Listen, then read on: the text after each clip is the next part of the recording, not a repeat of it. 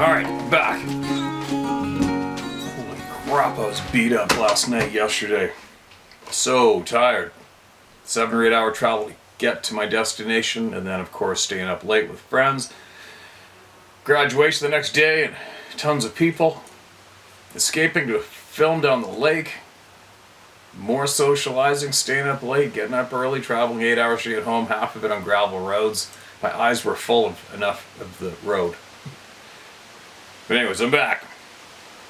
I got the glass sliding door open so you can hear the leaves outside in the wind a bit. Shouldn't be too annoying. What else? What do I have to share? Is Stephen Greer sincere? I checked out the comment section there. Of course, my luck. First one I see is somebody saying something absolutely outrageous. Trying to put words in my mouth, accusing me of, if you don't agree with me, then I'm going to let everybody have it. Which is, I don't know where that even comes from. My reply was, how did your brain even tell you to type those words? Did you not hear ever take from what you will or leave it? Which we say almost daily here like a broken record. Some people just don't pick it up. But anyway, I think on average most people believe Stephen Greer is sincere. But there's another 6 other people up there too. So the automatic liars for the people that do not accept him as being sincere. What about the group of people who brought up with him? There's going to be a lot of other people who are absolutely convinced that any person speaking publicly today is controlled. Maybe they are, maybe they aren't, but we are all controlled. On average, aren't we? Here's some thunder out there now. Great, more forest fires. Anyway, I could babble on and on, but I'll stop there. All I can say is get in tune with your sixth sense, get in tune with your natural instincts, your gut intuition, and go with it, and do not go anywhere else but with it when it comes to life, period. Don't jump on bandwagons. Look into everything you can yourself first. Just don't jump on bandwagons, okay? Live independent and intelligent. Alright, what can we talk about real quick? New news. Ran an old friend, current logger. Been logging quite a while now. Had a little BS session today. And I said, fly it out. God, I got gravel cut out of my eyes. Such a fly it out. Oh, he said he was working above in the Mint Lake, Gracie Lake area. I'm like, uh-oh, Sasquatch zone, seen any yet? And he goes, no, not there, but him and another guy were on Nootka Island. Google it, Nootka Island. I forget if he said they're working or hunting. Either way, he said they got out of the truck. There in the snow was a fresh, human-like barefoot print. And he said, I'm like, what? He said, yeah, he goes, I looked for claws everywhere. There's no way it was a bear. He says, and it wasn't a huge one. He said it was only a couple few inches larger than his foot. And I'm sure he's probably a size 11, 10 and a half anyway. And the other guy said, come here, take a look at this. The other guy took a look at the print and said, I'm getting the F out of here, turned around and dove in the truck. Did not want to go down there. I said, so there was more prints? He goes, oh yeah. So you see him going all the way down the snow and into the timber block that they were going to go into. And they aborted because the other guy was shitting himself and wanted to get the hell out of there now. So there you go. Nootka Island. Another one. And another, and another, and another. Right? Now, I received an email from somebody who we've all looked forward to hearing from in the past, because I had this little odd thing. I'd received an email from this man over the course of months. I kept receiving the same email. And then I'd already shared it. And I received it again a month later, then a couple weeks later, then a month later, same one. Then finally I received it again the other day, and I finally replied to him like, hey man, you've sent me this like 6 or 7 times. What's up? Am I missing something? And then he just replied back and he said, I didn't send it. He's had something similar and odd happen with his inbox in the past. It's kind of weird, right? But anyways, he did send me a very lengthy one, which I'm going to share right now. And this is from Mr. Ash's Diaries. Knowledge from the Elders. Cautionary warnings and some star knowledge. It's the title of this email. Mr. Ash, First Nations Elder. Listen to this. Good day, good sir. Personally, this past winter has been an extraordinary experience for me. I truly feel honored. I spent most of the month of February up in the UP of Michigan and a week-long trip to Minnesota with Nookamus and Miss D. with Newcomis community listening and taking in the sacred stories that can only be told while there's snow on the ground. How interesting is that? Only while there's snow on the ground. I'm going to close that door. The wind might be a little too annoying, so it might come across as a hiss on the mic. Alright, it's a little better. The time for telling these stories are the long winter nights. These are not just, quote, stories, end quote. They are the account of the Ojibwe, Ottawa, and the Podawato, Potawatomi, from the time they lived on the east coast of America and Canada, their original homeland. Also, Miss D told me the stories of the Naheyawak, phonetically written, or known today as the Cree. The word Cree comes from the French word Christonox, or Cree for short. That word came from a misinterpretation by the French of Christian, which the Naheyawak pronounced Chrétien. Elders, medicine people, and holy people came from as far away as Saskatchewan, and two from Newfoundland. Wow. Newcomis had relatives from Ontario and Quebec. Come and share star knowledge and origins of the Ojibwe. For many generations, it was not safe for the Ojibwe to tell their true original origin story due to, well, the church. The first French missionaries didn't like the fact that the Ojibwe would tell of how they came from the stars. And many Ojibwe and other tribal members were actually killed for telling their origin. If it went against the Christian doctrine, well, the missionaries believed it was nothing more than a blasphemy or evil. The British missionaries were the worst. They forbid any Anishinaabe from speaking about it in their presence. More on that later. Yeah, they were filthy bastards, weren't they? They're not too far off from that today. The government anyway, as they are definitely a party of war currently in the world. After listening to all the stories and needing Miss D and some of Newcomis' family to translate for me, I now know why Mr. Ash wrote these diaries in multiple dialects. It was to keep the information safe from someone besides an Anishinaabe or me from misinterpreting the true message he was conveying. He knew, as stubborn as I am, I would put the time in to actually learn every meaning of every word and every phrase. When I was a boy, Mr. Ash took me fishing on the river. We used a traditional Ojibwe jigging stick instead of a fishing pole. My first thought at age 6 when I saw the jigging stick was, how are we going to catch fish with this? Basically, it's a 2.5 foot long hardwood stick with small dowels bored into the stick about a foot apart. The lures we used were made of wood and either thin stone or shell fins, and had a hook attached at the rear of the lure. Some lures were large, maybe 10 inches long, and some were as small as 1 inch, with the beaks of robins or grouse beaks attached on the 4 corners of the lure so they would chatter as the lure was pulled through the water. The beaks of the robin and the grosbeak, Grosbeak, are bright in color. Some were painted, but most were all natural. I couldn't tell you how many trout we caught with these lures over the years. That is frickin' cool as F. Well, this day at the river, using the jigging stick for the first time, it took a bit to get used to. I cast and pull in over and over. Hours went by and no trout. Mr. Ash kept encouraging me, telling me if it was easy it would be called catching and not fishing. We spent most of the day there by the river. Mr. Ash really didn't say much, but kept encouraging me. Finally, about dinner time, he told me it was time to pack it up. We drove back to the cabin. When we pulled in, my dad was splitting firewood. We got out of Mr. Ash's 68 International Scout, and my dad and Mr. Ash smiled at each other, and Dad asked, how did it go? Mr. Ash began to laugh, told my dad, you have to give the boy more credit. He spent the entire day using this. He showed Dad the jigging stick, casting and casting again into the part of the river where there were no trout. They both began to laugh, and then it hit me. I was duped. Actually, I was taught. It was a lesson in patience. Some may say insanity. We all know the definition of insanity, doing the same thing over and over again, expecting a different outcome. Mr. Ash gave me a shoulder hug and told me I had to see just how stubborn you truly are. I'll take you tomorrow to where the trout are, and there we'll catch some fish. I stood there feeling like the village idiot when my dad said, "Buddy, lessons in life come in all forms. You learned one of those today." I never forgot that.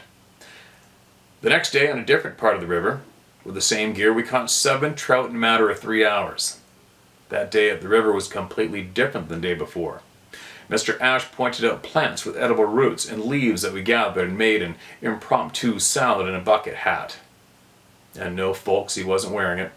To this day, I keep a bucket hat as a part of my hunting gear for just such an occasion.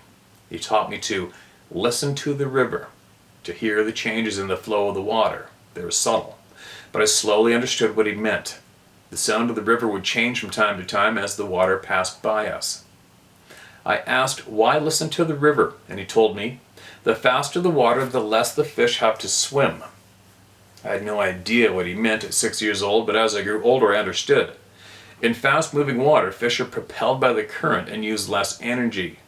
It's at this time the fish rest, or in other words, not work as hard. This is when the fishing is good. Instead of using all their energy to move in a direction they are making their way to, they will stay in one place for a time building energy. At this time is when they are more likely to bite. I've noticed in steelhead videos the water is moving at a pretty good clip, and the underwater camera shows the steelhead undulating, hanging out at the bottom of the river. They know the river is doing all the work for them. Now, when a juicy lure moves by in front of them, dinner is served. The point of these lessons, as I now know, was for him to test just how far I would go to learn, understanding.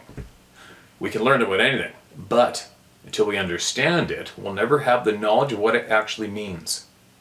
Once a piece of information is understood, it becomes a fact. Once a fact is proven, it becomes knowledge. The problem today is many have misconstrued education with knowledge.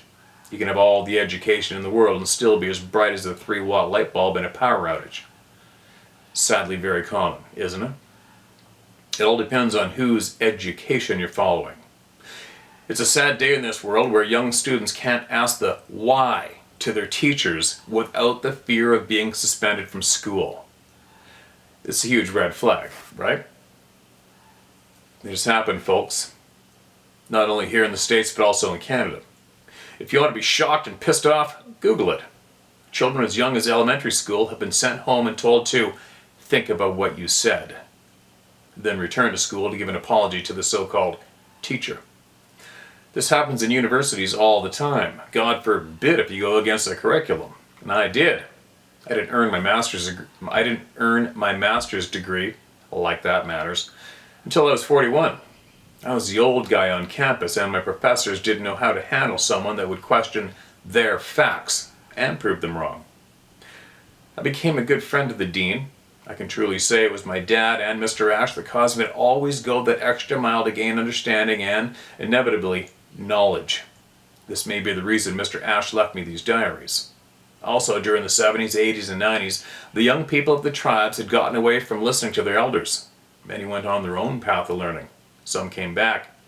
It's these today that are now teaching the younger generations the old ways and making them understand what it means to be First Nations. Their hardships some endured have become a flame that is now spreading like wildfire through the tribes. I'll get to hardships later, and it may piss you off, but it must be learned and taught so it never happens again. Today I realized why Mr. Ash wrote the fashion he did.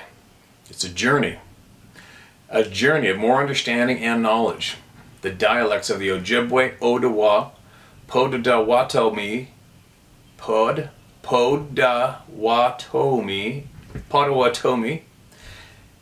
and Nehiyawak are like visiting Bangor, Maine one day and British Columbia the next, then southern Louisiana the next, then Newfoundland the next day.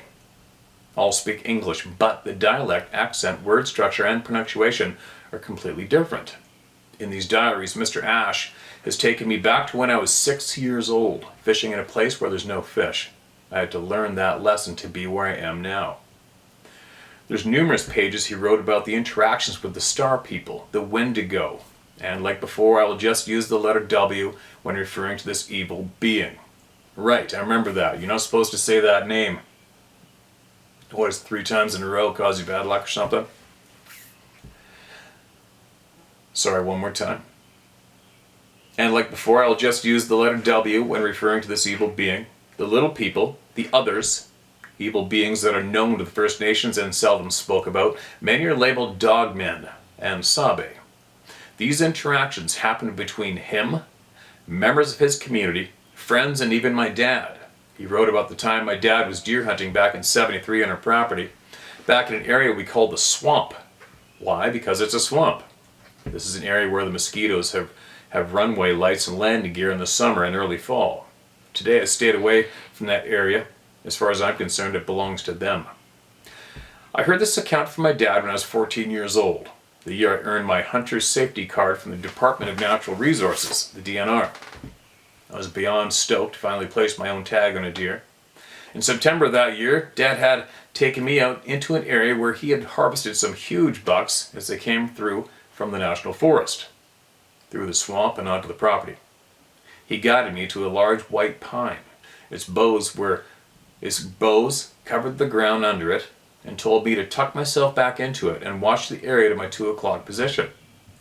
That was the direction of the swamp. As we walked back to the cabin, Dad said, "Oh yeah, don't be surprised if you're not alone." I thought, what? Then he told me what happened here in '73. It was still dark when he made his way to this area, and when he arrived, he sat down, tucked into a pine. He poured a cup of coffee from his huge green thermos with a metal lid that served as a cup, and would dissolve the skin from your fingertips. One more time. From his huge green thermos with a metal lid that served as a cup and would dissolve your skin from your fingertips as you drank. Settled in and listened to the woods. The birds hadn't woke up. He could hear movement to his right and he knew it was a deer. The wind was in his face that morning, blowing his scent away from what he made out to be a doe. She walked 10 feet in front of him and kept going. Excuse me. In a half hour, the sky began turning dawn blue. He heard movement to his left, then it stopped. Then he heard movement to his right, and it was another doe. Dad thought the movement to his left had to be another doe and waited for first light. He began to hear the sound of acorns falling around him. There was 2 oak trees near him, one to his left and one behind him. He didn't think about it and continued to wait. The sky was brighter as the sun came up, and Dad looked up and didn't see any limbs of the oak tree over him.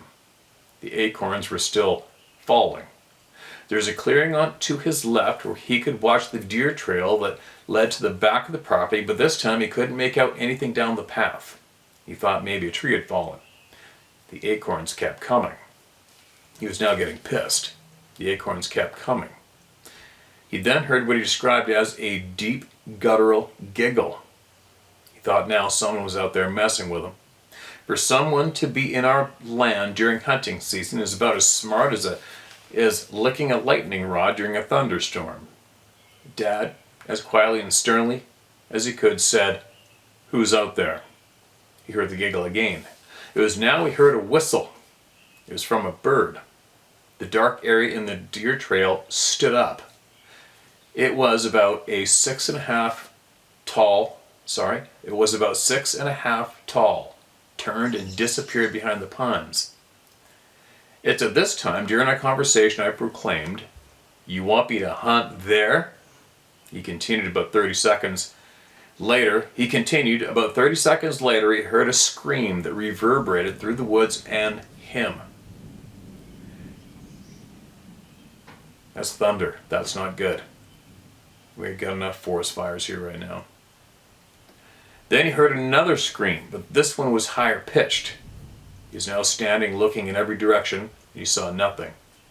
He now was pissed. He yelled, "You son of a bitch, you ruined this morning." There was nothing left to do but head back to the cabin. He thought there wasn't a deer coming through there the rest of the day, I asked if he saw anything walking back to the cabin. He said no, but I heard what sounded like a massive smack, then another scream. Dad began to chuckle and said to me, "I think someone got their ass beat." That afternoon, Mr. Ash had come by to ask about the hunt. Dad recounted about the morning and the SOB that ruined it. Mr. Ash said that he had seen the young one digging up his sugar beets. When Dad heard the scream and later the smack, it was likely the adult scolding the young one. The young ones are mischievous. They'll throw acorns, sticks, rocks, basically anything they can pick up. There's a difference between a young one throwing a stick and an adult. Velocity and distance and accuracy. If they wanted to pelt you, they could do it with the accuracy of a sniper. Mr. Ash heard that scream and would hear it a couple times that year. Over the years, he heard it many times. Well, Dad didn't want to hear it again, especially while he was hunting. Mr. Ash told him to take an offering of tobacco and raise it up and tell the Sabe, if you want to hunt in peace. Tell the Sabe you want to hunt in peace. When giving the offering of tobacco, you don't have to yell, just speak in a normal tone of voice. They will hear you. They will know your intentions. Dad, on the other hand, wanted to go out and cuss that little bastard out, his words, up one side and down the other. But Mr. Ash's wisdom won, and he knew what he had to do. That evening, Dad went back to that spot with a tobacco bundle. He held it up and told them he just wanted to hunt in peace. He told them he would leave the gut sack and the liver for them. Later that evening, about half an hour before sundown, Dad harvested an 8-point buck that dressed out a respectable 202 pounds. He left the gut sack and the liver as promised. The next morning he went back and they were gone. No drag marks, no prints, and no sign of other scavengers partaking of the entrails. The only way they were taken from that spot was to be carried off. Dad looked around the area and only found 2 pine trees with their tops snapped about 10 feet from the ground. He knew who took the entrails now, and it wasn't an 800-pound squirrel. I still hunted that area even after Dad recalled his encounter. It's like he said, it's their land that we just happen to own. I harvested my deer on Saturday, October 6, 1984. A 3-year-old 6-pointer, 191 pounds. Side note, up here every hunter keeps a yearly hunting journal. We record the day, time, temperature, and vitals of the harvest. How many points and pounds dressed in the area you hunt.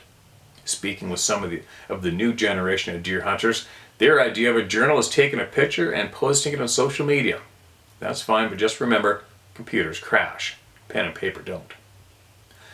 Growing up knowing about these people was a blessing and a curse. Yes, they're out, they're here, but if I told anyone about them, I would be labeled a kook. Mr. Ash helped me to put all that to rest. He simply told me that not all are ready to know the truth, and they would learn in due time, and when that time comes, the world will know what the Anishinaabe have known for centuries. I remember I said to him, "But will they listen?" He laughed and said, "You can teach a fool, but that doesn't stop them from being an idiot." Wise men, wise words. Today, many within the First Nations believe it's time for the world to begin to listen and learn. For eons, their teachings have been either called myth, folklore, superstition, or just downright fairy tales. Many are now waking up. Sadly, there are many that will believe the truth because...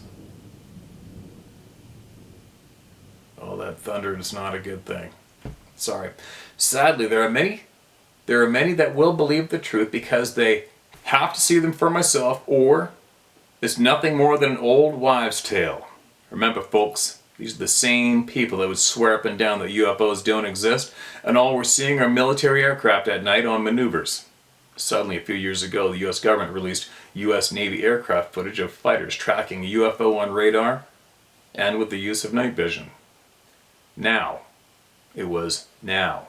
Since the government told the world that UFOs do exist, now everyone is no longer a crackpot. Isn't that brutal? All because the government admitted it. All because the government admitted, oh, it's okay now to talk about them, we give you permission. Right?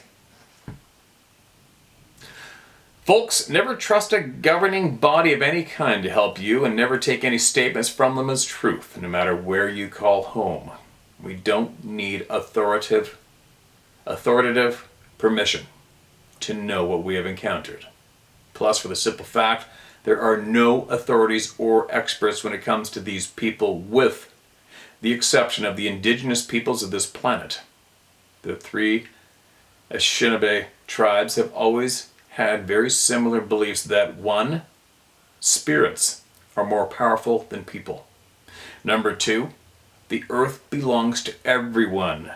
Number 3, no man can tell another man how to live their lives. Isn't that just getting erased by the day in so-called modern times? Folks, we don't need someone telling us what we have experienced. Have you ever noticed the so-called authorities have never had an encounter with these people yet? Due to the fact they have earned a degree and now display letters behind their name, they have the final say of a fact that we have experienced, yet they have never experienced. Folks, tell those individuals to kick rocks or any expletive of your choice.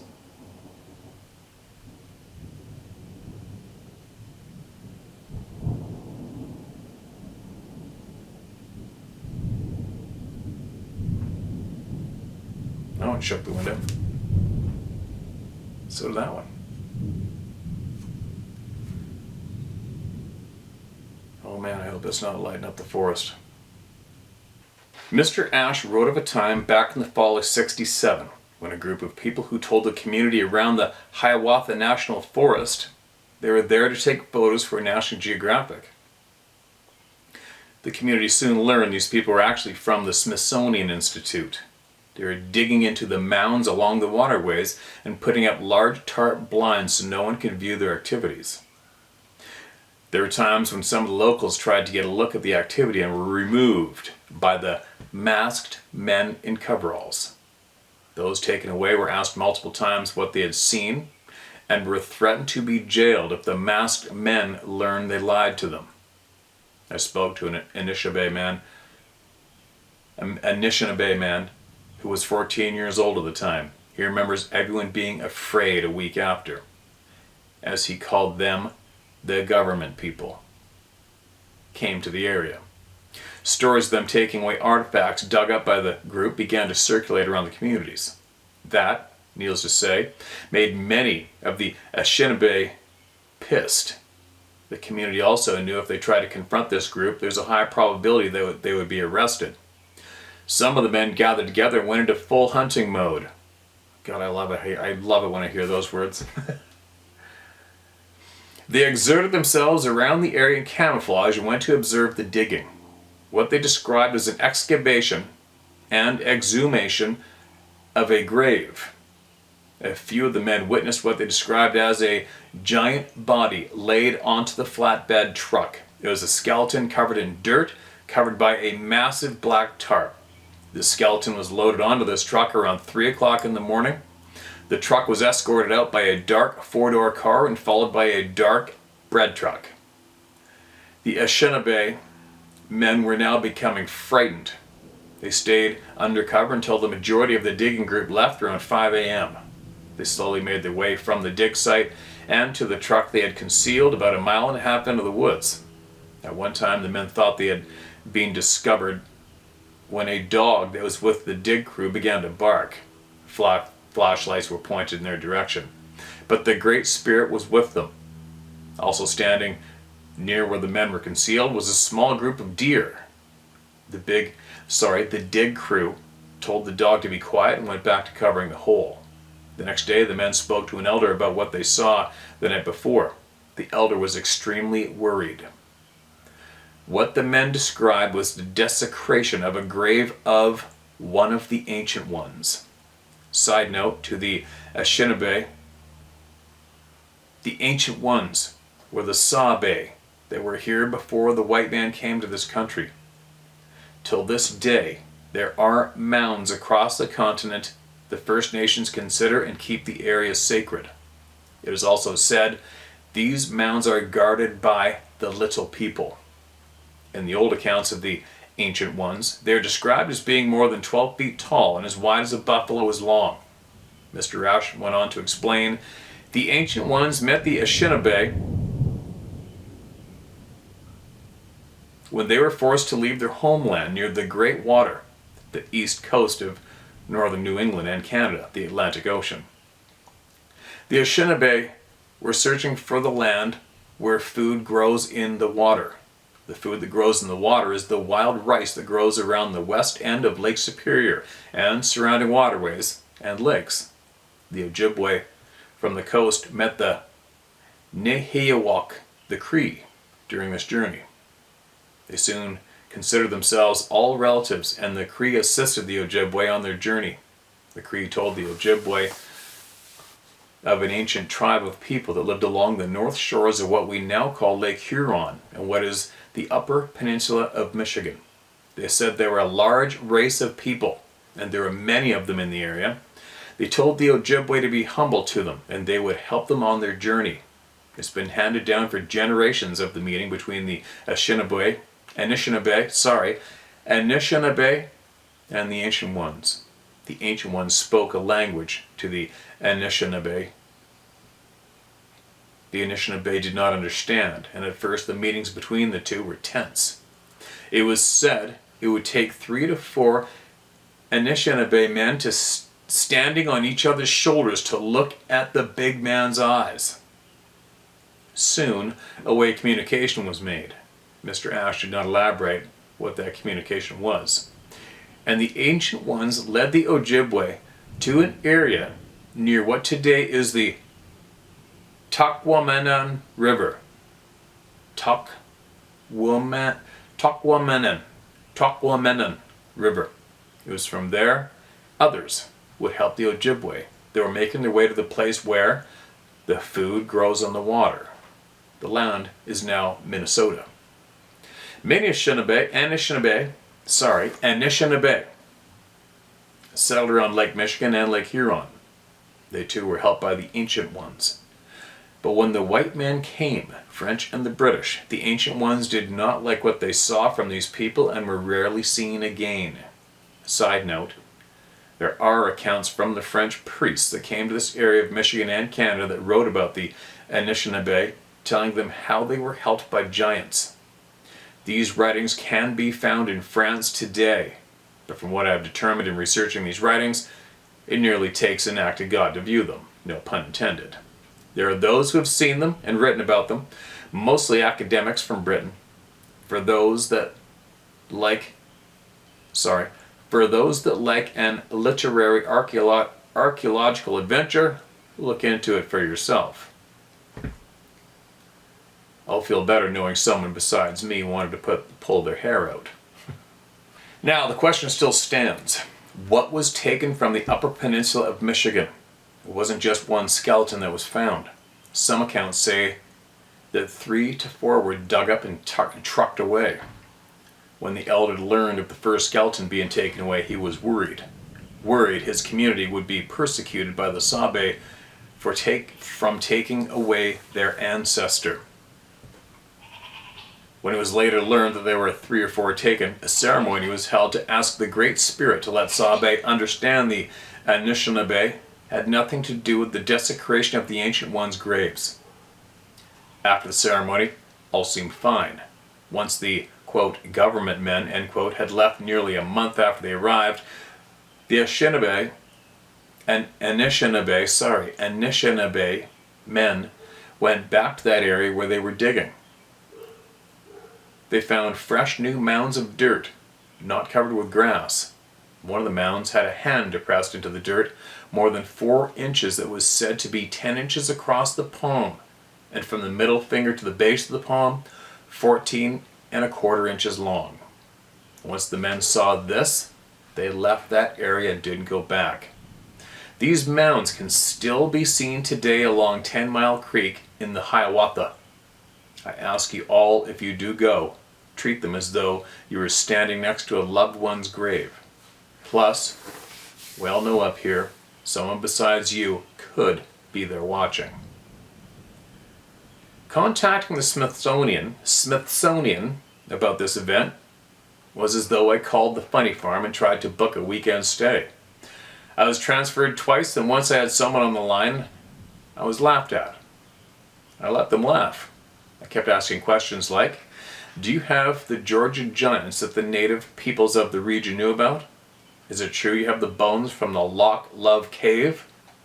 I kept firing off these questions. The man still laughed, and finally I told him, thank you. His laughter, and not saying a word about any of the questions, answered all of mine. Before I hung up the phone, I politely told him, the truth is no longer easy to hide. People are learning more and more every day, and there's nothing you can do to stop it. Just before I clicked off, I put a nail in the coffin. I asked, you all have that rope that Jeffrey Epstein hung himself with too? No? Oh, I guess you have gone through the archives yet. Then I hung up the phone. Now, before anyone starts anything, now they have your phone number and name, etc., etc. No, they don't. They have the number of a cheap flip phone I bought at a drugstore, and I didn't give them my real name. I've dealt with these government hacks around my property and know exactly how to treat them. Yes, they know who I am, but I can guarantee they don't know what I know. If they do, well, that means I caught them. Folks, ask yourselves the question, quote, why not tell the people of this country what and who resides in our woods and forests? Every country in the world that has a population of people like Sabe, Sasquatch, etc., etc., is thoroughly open about it and commends their citizens for coming forth with information. Why not here? I wonder if it has to do with another passage in Mr. Ash's Diaries. He wrote of a large group of soldiers in vehicles with markings from Camp Grayling back in the 1970 combing through the woods near his cousin's home near Rudyard, Michigan.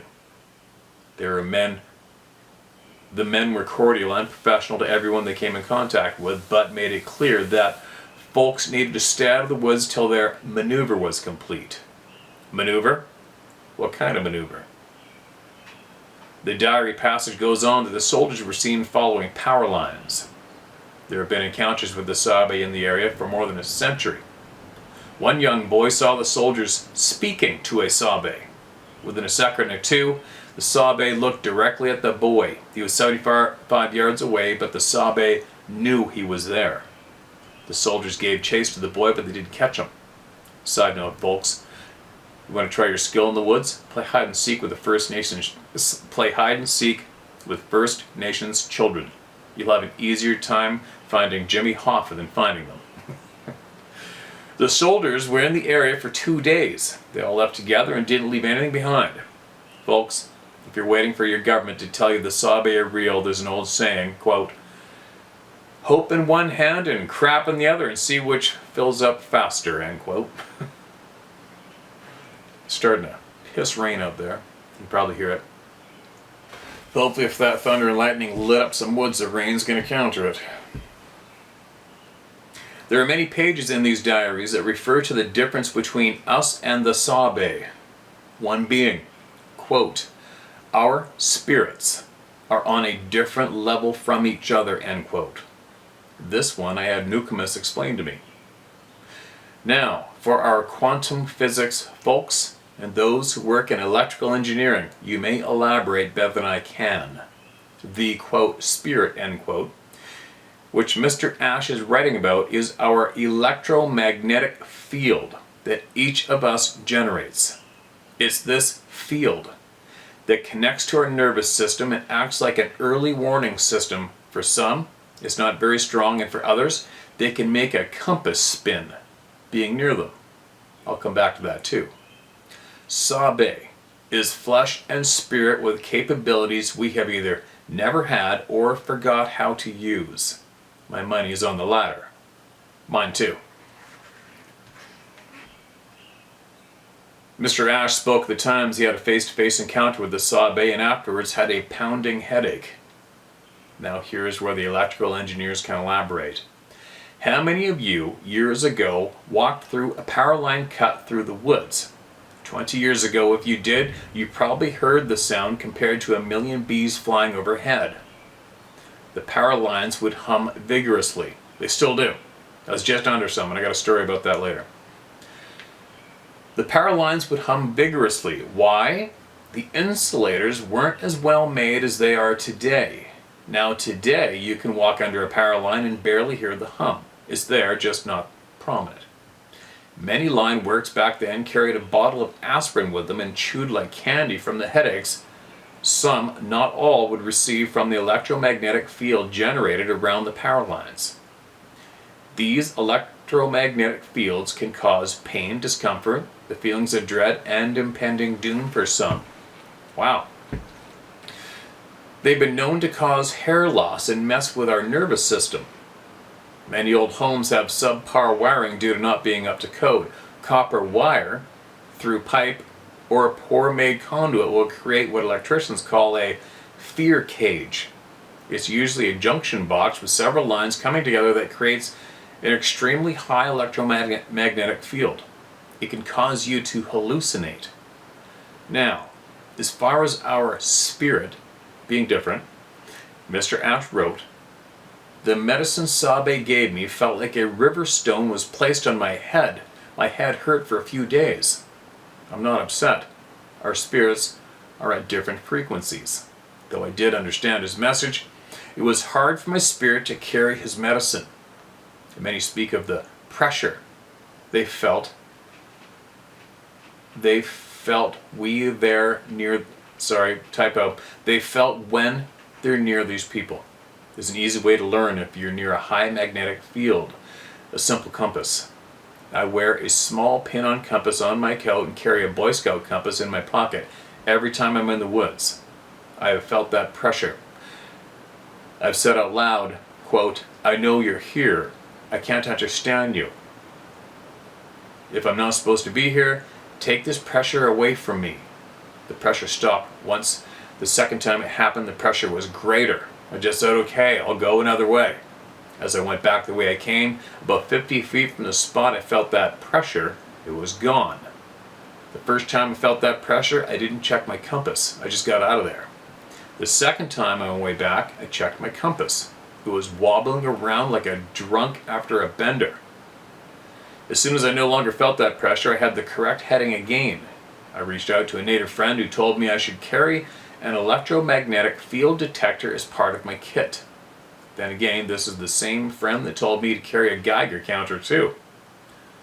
I've spoken to several folks that measured odd readings on Geiger counters in the middle of nowhere. Here's the problem I have with a Geiger counter in northern Michigan. There's a ton of quartz, copper, and iron ore everywhere that can hold a higher than normal radiation reading. But if you're in the deep woods and a Geiger counter pings on a tree at a higher than normal radiation levels, well, now you have my attention. There's so many accounts of Sabe running into a tree and disappearing. Mr. Ash wrote about it happening in front of him when he was warned of the Star People's return. Mr. Ash wrote of an encounter his cousin had back in '62. His cousin was squirrel hunting north of Baldwin, Michigan. Side note, this entire area has had Sabe sightings dating back to over 100 years. Power just went out. From Baldwin to Luther to Reed City up to Cadillac, Michigan. You can draw a triangle of all the sightings. Some of the encounters weren't pleasant either. Near the small town of Luther, Michigan, a hunter had his cabin beaten to the ground back in the 70s. The DNR wrote it up as a nuisance bear encounter. Bullshit. We have black bears here, but not one is big enough to grab the gable of a cabin that's 12.5 feet high and pull it to the ground. The cabin was pulled from the top down. That's no bear. Mr. Ash wrote, Tom had shot 3 squirrels before midday. About 50 yards from the last one he shot, he saw a nice fat gray squirrel on a tree limb about 15 feet up the tree. He began to feel uneasy. He knew he was being watched. He saw nothing. From behind a grove of pine trees came a dark, huge figure running toward the tree where the squirrel sat on the limb. The figure ran into the tree and disappeared. He described the figure's head being 5 feet under the limb the squirrel sat on. When the figure entered the tree, there was a loud crack, and then a flash of violet/red light. He was terrified of what he saw. Plus the squirrel was gone. Behind him down the path was another crack. Then Tom had enough. Not understanding this medicine, he went back to his car. This was the first time Tom had been close to what he later would say was a sabe. The second time was in '65 near Iron Mountain, Michigan, while bow hunting. Mr. Ash wrote, Tom was hunting with Lon and Paul, more cousins of Mr. Ash, near Paul's home on Iron Mountain. Tom was about 100 yards down the line from Lon and Paul in a grove of pines. He heard a sound to his right and saw a doe come running as fast as she could past him. Then he saw a sabe, at least 9 feet tall. He used the tree stand near the path the doe ran as a measuring point that was 12 feet off the ground. It ran on all fours till it saw Tom. He stood up and gave him a scream that caused him to mess himself. Tom placed an arrow on his bowstring and sabe grabbed the tree next to the one the tree stand was in, about 10 feet up, and broke it off. Sabe swung it back and forth and screamed again. Lon and Paul heard the scream and came running down. They stopped behind Tom as the sabe threw the top of the tree like a hockey stick. Side note, I asked Miss D if she knew what that meant. She basically showed me a sidearm. I think you meant she basically showed me a sidearm throw. The sabe screamed one last time, causing Paul to wet himself and run toward the direction of the doe. As the three of them gathered themselves and tried to understand what they just saw, another crack was heard behind them. They turned to see a sabe staring at them, but something about this one was different. Lon said aloud, "Okay, we'll go." The sabe, who was as tall or taller than the others, had a round head like a man and a face of an elder. It turned, and 3 steps later was out of sight. Tom and Paul asked Lon, "What did you say?" Jeff asks, "Didn't you hear him?" The two said no. He said, "He's not one of them and he'll make sure we leave safely." Tom and Paul heard nothing, but Lon said, "Okay, we'll go." Then made their way back to Paul's car. Paul wouldn't let Tom get it till he cleaned himself up. Oh, I guess you meant Paul wouldn't let Tom get in till he cleaned himself up. No doubt. Paul told Tom, "You smell worse than he," the sabe did. When they returned to Paul's home, they called my father. I am B-A-A-B-A-A, and told him what happened. He told them to stay away from those woods for now. The sabe will deal with the other. The other may be from another people, or it could not be a sabe at all. You'll know when it's time to go back. You'll just know. About a week before New Year's Day, there was what has been described by many in that area, roars and screams, and the sound of a dozen bulldozers moving through the woods that had never been heard before. 2 weeks later, Paul found 3 cardinal feathers on his back porch step. He took that as a sign that the other was gone. After that encounter, no one in the area had a sighting of that particular sabe, if it was a sabe. But the large, round-headed, elder-looking sabe was seen for years. Note, the cardinal is a sacred bird of the First Nations. Its feathers are said to hold great medicine and are a sign of devotion and love. The cardinal mates for life, and its feathers are a symbol of 2 souls becoming one, i.e. to become family. Man, it sounds nasty out there. Pouring rain and thunder. I hope it just keeps pouring rain. There are many incidents in these diaries that speak of seeing a violet/reddish light preceding a sighting, or as the sabe has disappeared in front of someone, along with a bright blue ball of light. It is pouring. One of the warnings Mr. Ash wrote about pertained to the Wendigo. That's twice. From now on, only referred to as the W. For the folks that don't know, just saying that word can cause a W to find you. Excuse me. It is never said 3 times, and never when the sun goes down. Mr. Ash wrote, So much needs to be said of the spirits in the world, not only in the forest, woodlands, and waters. These spirits are dangerous to us all and can take many forms. One can be anything it wants to be. They have been mistaken as Sabe, taking their form. They have been seen as very large black wolves with what is being called an evil head. These evil spirits are known to walk on 2 legs or 4. They are known for their terrorizing shrieks and screams that become a roaring growl. These evil spirits are said to give no warning of their presence until they are upon their victim. There are very few accounts for those who have witnessed this being and have gotten away. In a short span of time, have gone mad, and many have taken their life from the mental torment they endured. These spirits are said to smell like death. The smell is compared to a rotting corpse. Now, in comparison to the Sabe odor has been described as a wet dog that rolled on the corpse of a dead deer, inside an outhouse with bad human body odor. The W is known as the most dangerous spirit in the woods. There are very few accounts of meeting these beings simply due to their ability to appear as whatever they want to be. Descriptions over the years of a large, evil, in appearance wolf, to having the body of a man, the head of a deer with teeth like a mountain lion, hands that resemble claws, and numerous accounts of their tracks range from feet like a wolf but elongated to human-like feet with long toenails resembling bear claws.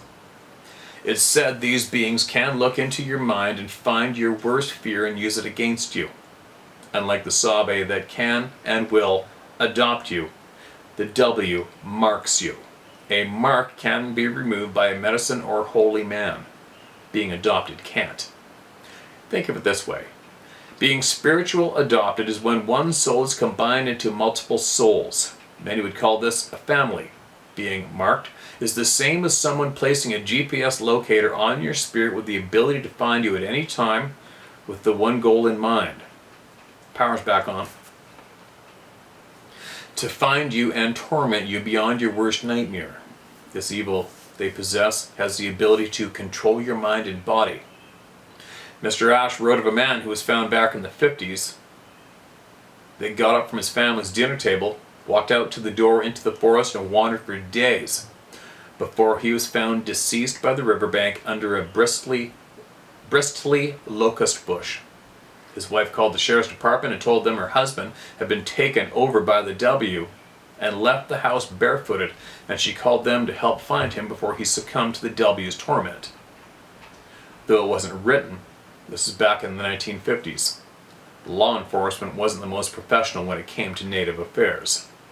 The sheriff department choked the call up as a crazy Indian woman wanting to chase a ghost into the woods. They never came. That was the mindset of the day. A week later, the man was found by family members and some of the local men. His tongue and eyes were missing. His feet were ripped open to the bones from walking on down trees and sharp rocks. The holy man was brought to cleanse the body in case any part of the W's mark that could still be attached may not affect others. The man was buried in an unmarked grave by holy and medicine men. His body was covered with sage, sweet grass, and tobacco so that the W wouldn't come and dig him up and take him away. Not even the family of the man knew where he was buried for fear the W would look into their minds and find his resting place. This was not done just for the family's sake, but the sake for all of the community. Once it was done, it is never to be spoken about, especially when the sun goes down. You're not even to think of the man or what had transpired for fear the W will hear those thoughts in the night. Many of the early settlers, the French and the English, thought these warnings of the W were created to scare them away, but soon learned otherwise. The first written accounts of the W were by the French, then the English. All the accounts and stories about the W were first reported by these settlers, not the tribes. The tribes aren't foolish enough to write anything about the evil itself, though the stories made good bedtime reading to those back in Europe. Nonetheless, the First Nations are very uneasy talking about the subject, and I could see the concern in Nukomis's face when I asked her to translate the passage concerning this being. As Mr. Ash wrote, quote, sometimes you must learn, then forget what you learned to protect your spirit. In other words, now you know, don't ask again. A one-time lesson is all that's needed. But when it comes to understanding the other beings on this earth, folks tend to run and discover it. Some things are better left alone. There is a passage Mr. Ash wrote about a time visiting his Ottawa cousins near Lake Michigan and witnessing a flying canoe. And from this flying canoe, a being came from a purple/reddish light and ran into the woods on shore. They knew it was evil. They could feel it. They gathered their things and ran back to his cousin's truck, and Mr. Ash wrote, at Deke's, his cousin's nickname, home, we purified ourselves and had a ceremony to leave what we saw at the shore. We smudged and offered tobacco to the Great Spirit for protection and knowledge. What we saw was blacker than night and moved like the wind. It had legs, but they didn't move. It seemed to glide over the ground. The star people brought it with them. Let's hope they take it away. Bracket, side note, many of the in Michigan and Wisconsin speak of flying canoes for hundreds of years. UFO sightings around Lake Michigan described a long cylinder-like shaped craft that is seen over the lake and disappearing into the water.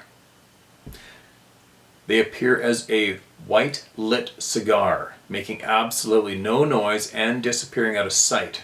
Whether in the water or straight up, it's a common description of these craft around the Great Lakes.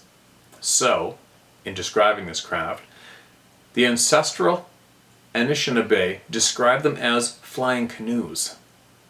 From the bottom is long and the shape resembles a canoe against the sky. There are many accounts of these type of craft still being reported and not reported today.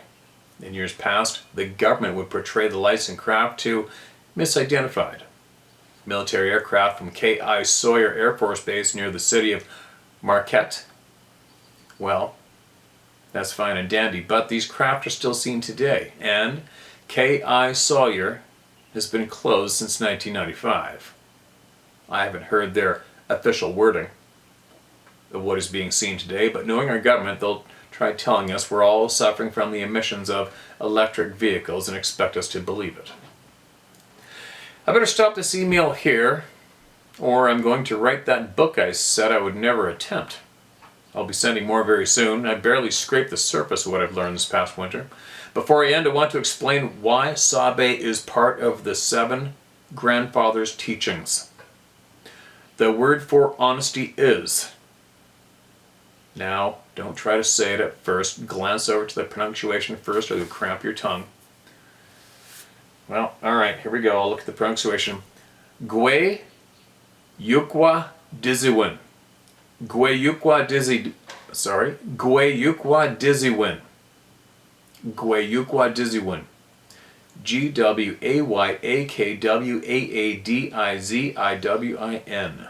Gwe Yukwa Diziwin. There are many translations, but all mean the same thing, to live a good life. One of the translations, when this word is broken down into smaller words, is comprised of, is, quote, to walk a straight path, end quote. Now, who do we know walks in a straight path naturally? Sabe. This why Sabe is the representative of honesty in the 7 grandfathers' teachings. Every being that represents the principles of the 7 grandfathers' teachings were chosen by their attributes. To walk a straight path was given to the being the Anishinaabe knew well.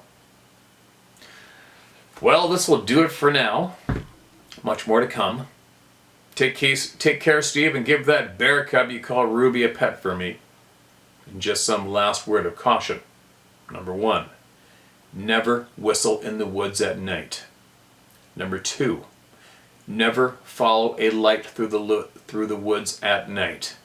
Number 3, never go searching for someone who knows you're there. Always tell these people your intentions entering the woods. They know them already, but coming from you is a sign of respect. You don't have to yell it through the woods either. In a normal tone of voice, say your intentions.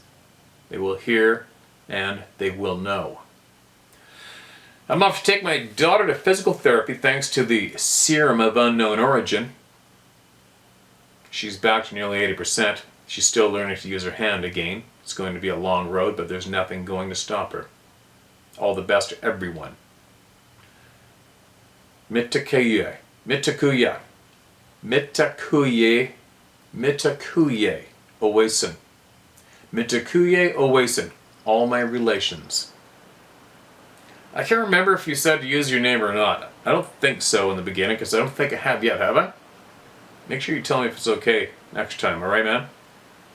As usual, absolute respect and appreciation for your generous time and your generous sharing, and of course Mr. Ash and his knowledge and his wisdom that he's passing on to the people. It's frickin' gold, right? It's treasure. It's a golden treasure. What are you going to do with the knowledge now, you guys, right? It's amazing.